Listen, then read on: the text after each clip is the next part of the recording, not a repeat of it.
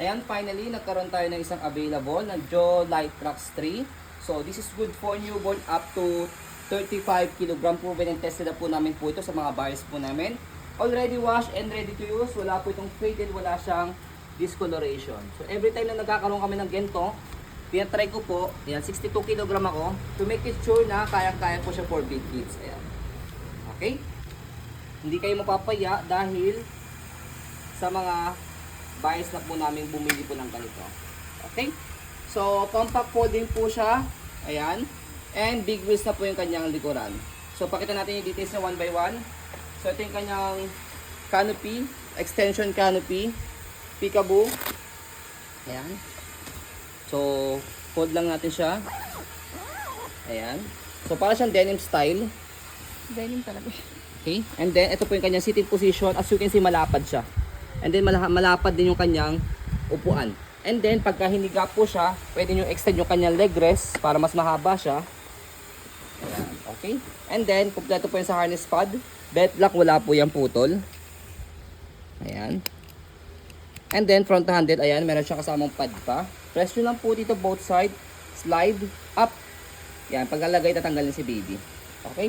So, as you can see, meron siyang tatlong butas po dito. Yan. For newborn, toddler, and kids, depende sa laki ng baby po ninyo. Pwede nyo siya i-adjust. Okay? So, next natin, yung kanyang footrest, tapakan ng paa. And then, yung kanyang gulong. So, malinis na po yan. Ito yung kanyang front frame. Yan. And then, yung kanyang left side na frame. So, this is UK version UK version. Iba-iba kasing version yan ng Joey or Joy. Ayan. Okay? May ibang bansa galing. Okay, so next natin, kabilang side ng body frame. Ayan, left side. So makinis pa siya, as you can see. Ayan yung logo niya. Malinis pa. Tapos yung gulong niya, big wheels na po. Ayan, halos isang dangkal ko siya. So ito yung kanyang likuran. So meron siyang pocket dito. So dito siya in-adjust kapag gusto niyo po siya ihiga o iupo. Atakin niyo lang siya pataas. And then press niyo lang po ito, pull down. Okay? So ganun lang kadali. So ito yung kanyang basket. Stopper, naka-cable na siya. Para isang tapak lang. Yan.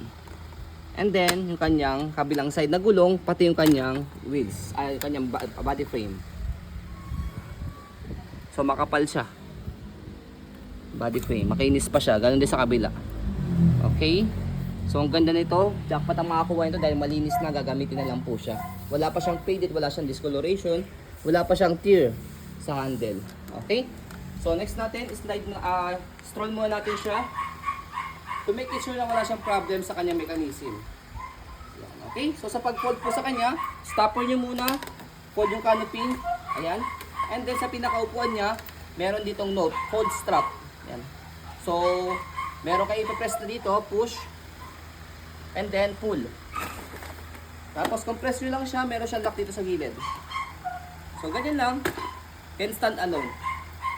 Okay? So pwede siyang hatakin, i-go nyo lang siya, ayan, kahit hindi nyo na siya buhatin. Okay? So kapag inopen siya, tanggalin nyo lang po sa lock sa gilid. Tapos bubukan nyo lang siya. So ganun lang. Okay? Less hassle naman siya sa pag-open saka sa pag-fold. So ayan po, as you can see, very details po kami. Sayang po pag-video kasi ano siya, policy. No refund, no exchange. What you see is what you get. So ayun po, maraming salamat. Have a nice day and God bless po.